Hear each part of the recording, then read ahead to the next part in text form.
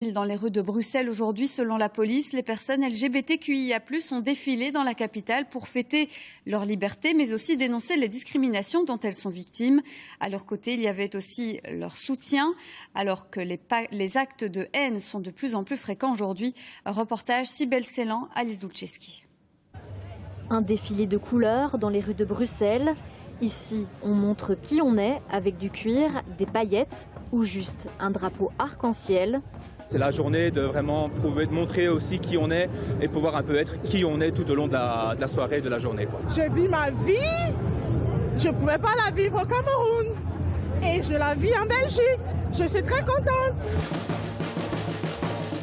Sur des bruits de tambour, l'ambiance est à la fête.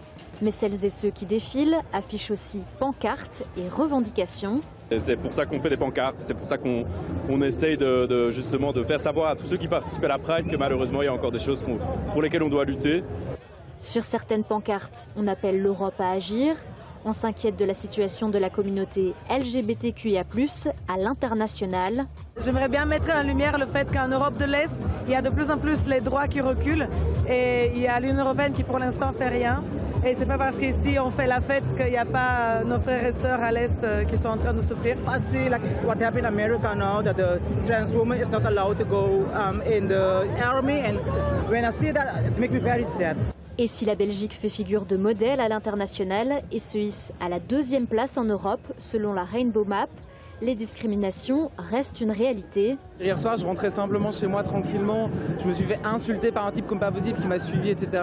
Alors ça arrive pas tous les jours, Dieu merci, mais mon existence dans l'espace public reste compliquée au quotidien. En parallèle à la parade, au Mont des Arts, des concerts, spectacles et discours viennent tous passer un message clair. Quand on touche aux droits LGBTQIA+, après on va toucher aux droits des femmes, après on va toucher aux droits des personnes racisées, et après ce sera tous les citoyens belges qui auront des lois moins favorables pour eux. Donc on appelle à l'unité parce que les droits, de manière générale, sont vraiment en danger en 2025. Un message qui continuera à être clamé ce soir et cette nuit dans les rues de la capitale.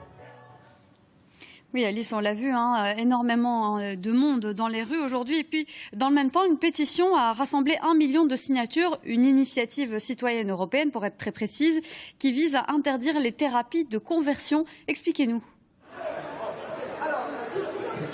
Oui, alors on parle de ces dites thérapies qui prétendent modifier l'orientation sexuelle ou l'identité de genre des personnes. Elles sont interdites dans certains pays de l'Union européenne, mais pas dans tous. Alors cette initiative citoyenne qui a été signée par plusieurs personnalités, comme Angèle par exemple, qu'est-ce qu'elle va faire? Eh bien, elle force au moins la Commission européenne à répondre à cette demande d'interdiction.